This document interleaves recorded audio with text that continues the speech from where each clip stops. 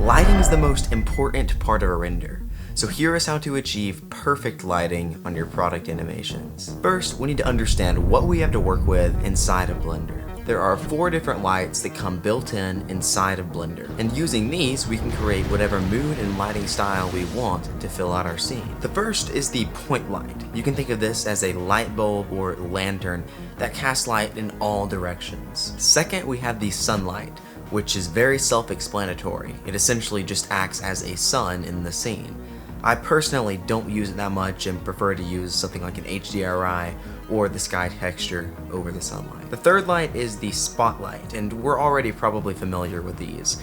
It casts a directional beam onto one specific area from a source. You can think of it like a flashlight. And then there's the last one, which is the one I probably use the most, the area light. It essentially acts as a panel of light, which can be either soft or hard depending on the size you scale it to. It only casts light in one direction, but unlike the spotlight, the light is not concentrated. So after it leaves the source, it can spread out in any direction it wants to. You can think of this like a soft box, like what they would use in a photography studio. That's the kind of light I have right here that's lighting me, and it's the kind of light I prefer to use in Blender. Okay, so today I'm going to show you how to light this security camera in Blender. This is going to be pretty easy because we only have 4 different lights that are lighting our scene. Alright, so I'm going to go ahead and make a new collection to put all of our different lights in, and we'll go ahead and start filling out our scene here. So I'm going to go ahead and press Shift A, which will open up this menu, and I'm going to navigate down to the lights. And I'm going to use my favorite light to start off with, the area light. Whenever we import this in, it's going to import to the 3D cursor, which is not set to the world origin right now.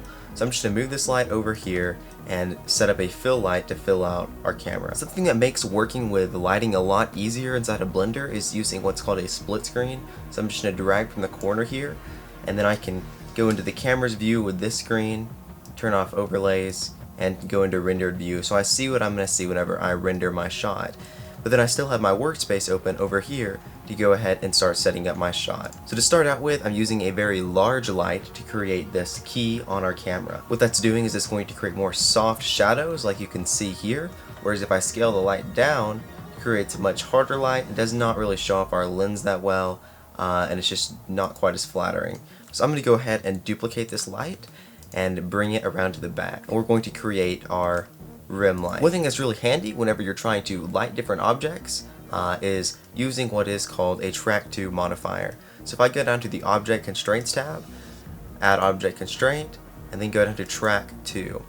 And I want to track this to my main body of the camera here, the middle joint.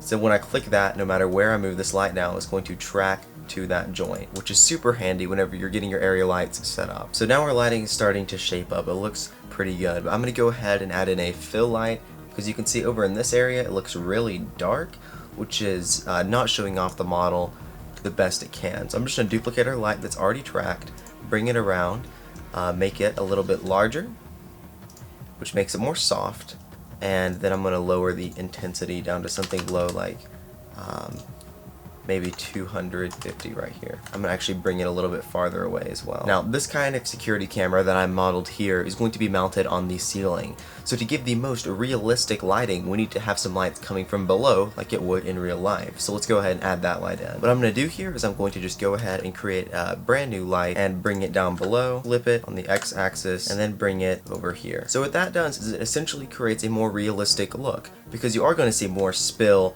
from light down on the bottom of the camera whenever it's in real life. The next thing we need to worry about is our lighting color. Now typically you would have some sort of environment to work with, but since this is a product visualization, we don't really have anything except for this blank background, which you can see back there, which means that we can save a whole lot of time in our process. So let's go ahead and dial in the color of our lighting. We're going to do that by clicking first on our key light here and then going down to Use Nodes. Once you have that enabled, you can click on the color section and click on black body. What that does, you can see here it's really orange now, is it essentially changes how color works for your light. So instead of just using a RGB color system, instead we're using a daylight color system. So right now it's set to 1500 Kelvin, which is very warm. That's like fire temperature. Typically daylight is about 5600 Kelvin. You can see what that looks like here. It's a very subtle difference but it's a little bit less harsh and white and a little bit more inviting. We're going to go ahead and change all of our other lights here to that same sort of black body system. So to do that really quickly, we want to select all of your different lights and then select the light that we have the Kelvin in place on last. You're going to hit Control L, which brings up this menu. Then what we're going to do is click Link Object Data. What that does is it transfers, as you can see here, the black body node to all of these different lights.